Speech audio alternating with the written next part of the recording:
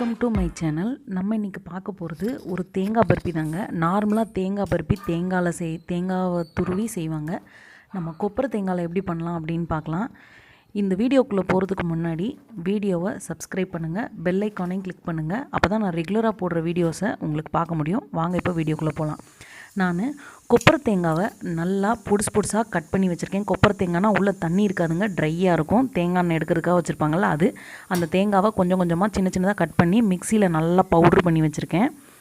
நம்ம ஒரு கடாயில் ஒரே ஒரு ஸ்பூன் நெய் விடுங்க, போதுமானது. வேறு கடைசி வரைக்கும் நம்ம நெய் சேர்க்க தேவையே இல்லைங்க.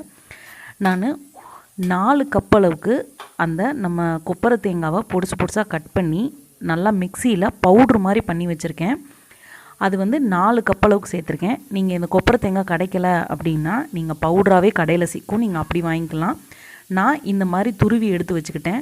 நல்லா கட் பண்ணி மிக்சியில் ஒரு ஓட்டு எடுத்திங்கன்னா நல்லா இந்த மாதிரி துருவுன மாதிரியே வந்துடும். அது ஃபஸ்ட்டு நீங்கள் கிளறும்போது நல்லா டைட்டாக இருக்குங்க. அது பார்க்கும்போது கொஞ்சம் நீங்கள் கிளறும்போதே கொஞ்சம் டைட்டாக இருக்கும்.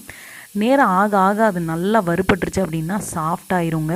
அதுலேருந்து நல்லா எண்ணெயும் பிரிஞ்சு வர ஆரம்பிச்சிடும். நல்லா வறுக்க லேசாயிரும்.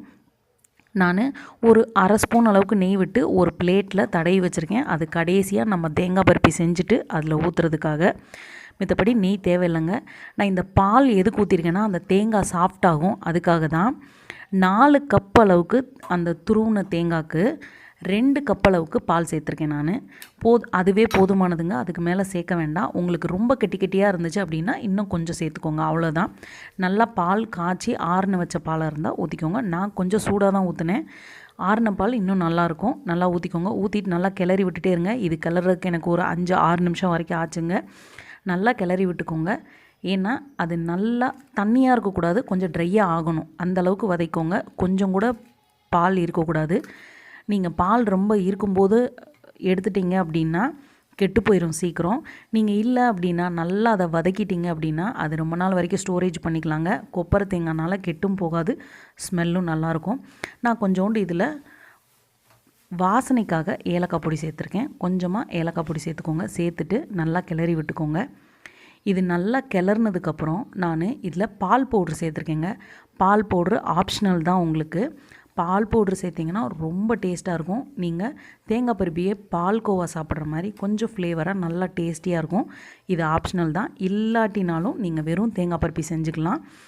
இது நான் அந்த பால் பவுட்ரை சேர்த்ததுக்கப்புறம் கட்டி இல்லாமல் கலந்து விட்டுக்கோங்க. கலந்து விட்டுட்டு நான் 4 கப் அளவுக்கு தேங்காய் துருவல் எடுத்தேன். அதுக்கு 2 கப் அளவுக்கு பால் எடுத்தேன்.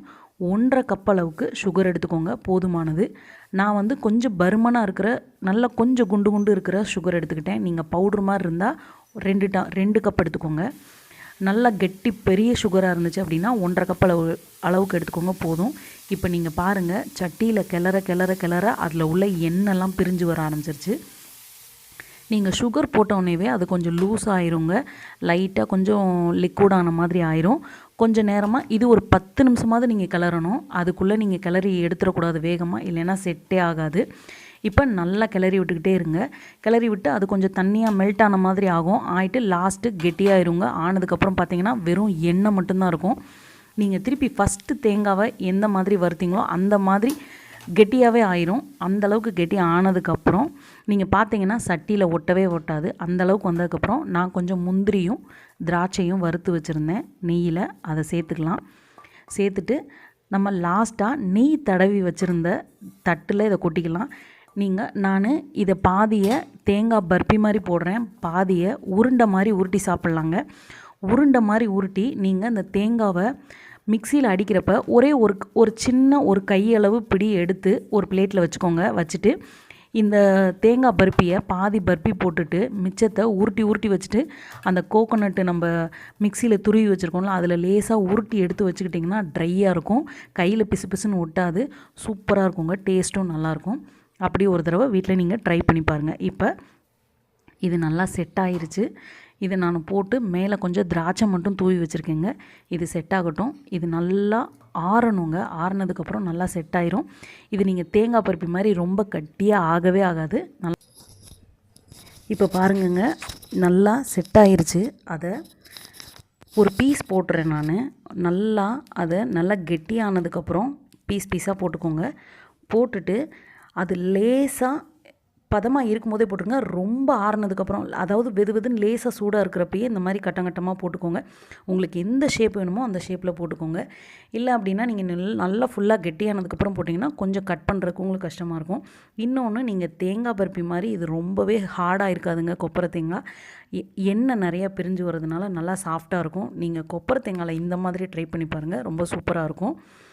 இதை உருண்டையாகவும் உருட்டி வச்சுக்கலாம். இப்போ வீடியோ பிடிச்சிருந்தா லைக் பண்ணுங்கள், ஷேர் பண்ணுங்கள், சப்போர்ட் பண்ணுங்கள், சப்ஸ்கிரைப் பண்ணுங்கள். இன்னொரு வீடியோவில் மீட் பண்ணலாம். Thank you so much.